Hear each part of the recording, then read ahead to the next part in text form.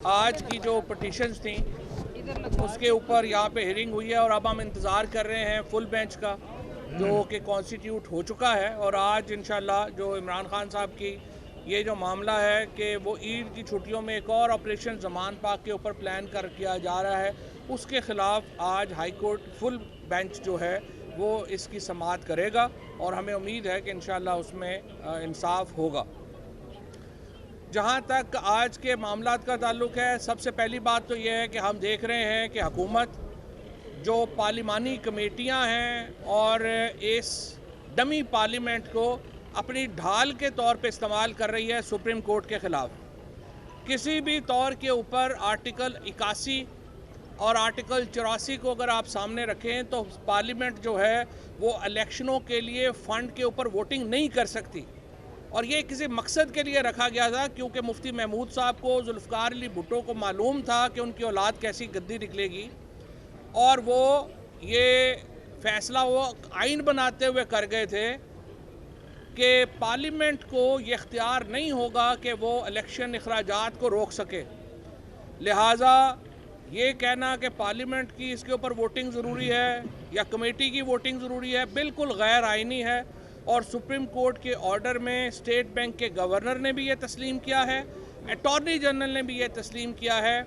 और इस वक्त जो सूरत हाल है वो ये है कि ये जो रकम है ये आज अगर ट्रांसफ़र नहीं होती तो ये सुप्रीम कोर्ट की तौहीन होगी, जिसमें पहले इंशाल्लाह एक्टिंग गवर्नर स्टेट बैंक जो हैं वो अपने घर पे जाएंगे और उन्हें 6 महीने की सज़ा भी सुनाई जा सकती है।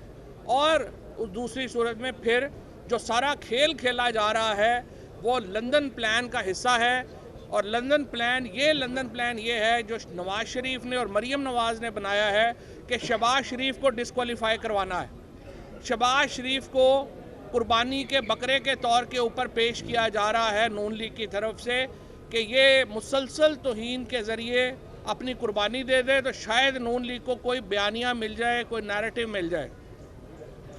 मेरे ख़्याल में शहबाज शरीफ साहब को अक्ल करनी चाहिए, अपनी सियासत बचाएं। अपने इससे पहले हमजा शहबाज को फारग कर दिया इन्होंने, और वो जब चीफ मिनिस्ट्री मुश्किल थी तो उसको बुला लिया, उसके बाद इन्होंने उसको फारग कर दिया।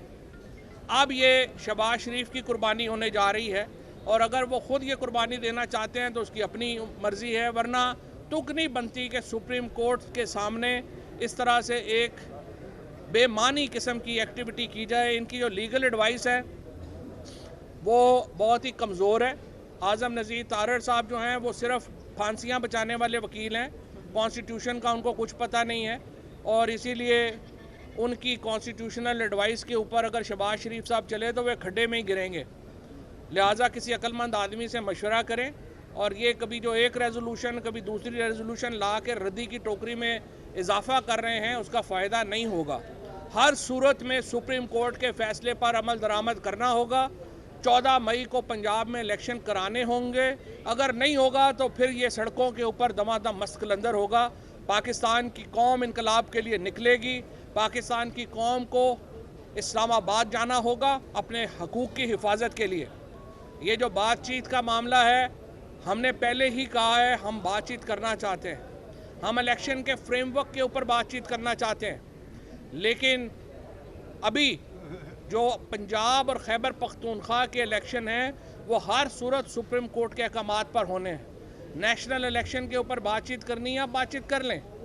सूबाई इलेक्शनों के ऊपर बातचीत का वक्त गुजर चुका है और जो आप इस वक्त जुल्म और दहशत के ज़रिए कभी एक को पकड़ लो, कभी दूसरे को पकड़ लो, कभी तीसरे पे पर्चा करवा दो, इस तरह से मुल्क नहीं चल सकता।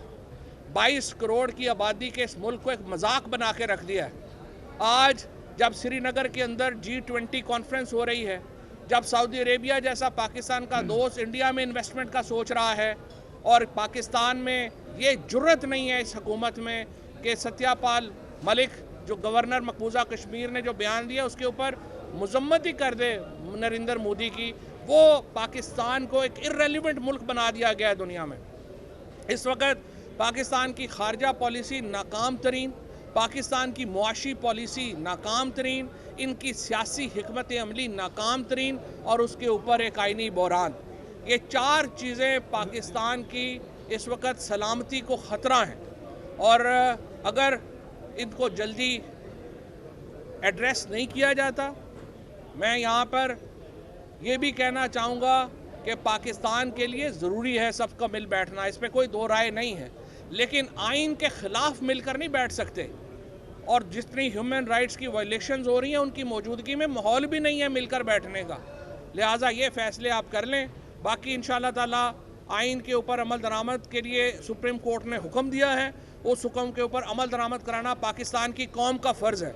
अगर पाकिस्तान की कौम ना निकली और सुप्रीम कोर्ट के उस हुक्म के ऊपर जिसमें सुप्रीम कोर्ट ने पाकिस्तान के अवाम के हकूक़ का तयन किया है, पैरा ना दिया तो पाकिस्तान के हकूक़, पाकिस्तान में शहरियों के हकूक़ हमेशा के लिए ख़त्म हो जाएंगे। इसीलिए आज पूरी वकला बरादरी, पूरा Pakistan chief justice supreme court के पीछे और अपने जजेस के पीछे खड़ा है। शुक्रिया। तो ये जानना चाहूँगा कि मोहसिन नकवी साहब जो निगरान वज़ीर आला ये कब तक रह सकते हैं, क्योंकि ये एक बहस चल रही है कि 22 अप्रैल तक। आज रेफरेंस जो है वो उसके लिए तैयारी अपने आखिरी मराहिल में दाखिल हो गई है। सदर ममलिकत से हमने दरख्वास्त की है कि वो रेफरेंस भेजें। अगर सदर साहब ने कल तक ये रेफरेंस नहीं भेजा तो इंशाअल्लाह ताला हम कल या परसों ये सुप्रीम कोर्ट में आर्टिकल 184(3) में पटिशन दायर कर रहे हैं, जिसमें हमारी दरख्वास्त ये है कि ये केयर टेकर गवर्नमेंट और इलेक्शन कमीशन ऑफ पाकिस्तान अपनी जिम्मेदारियां अदा करने में नाकाम हो गया है।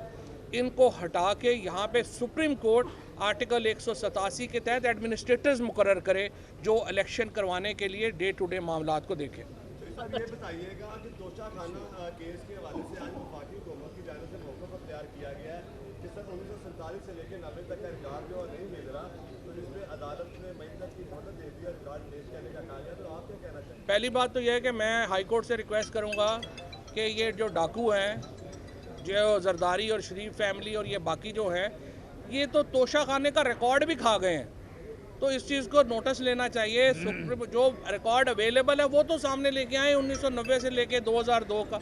ये बड़ी एक अहम बात है कि इसका रिकॉर्ड तोशा खाना का क्यों नहीं आ रहा।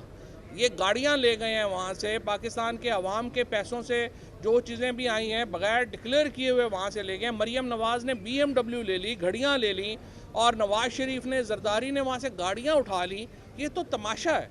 और हाई कोर्ट लंबी लंबी तारीखें ना दे इसमें, ये तो डे टू डे हियरिंग होनी चाहिए।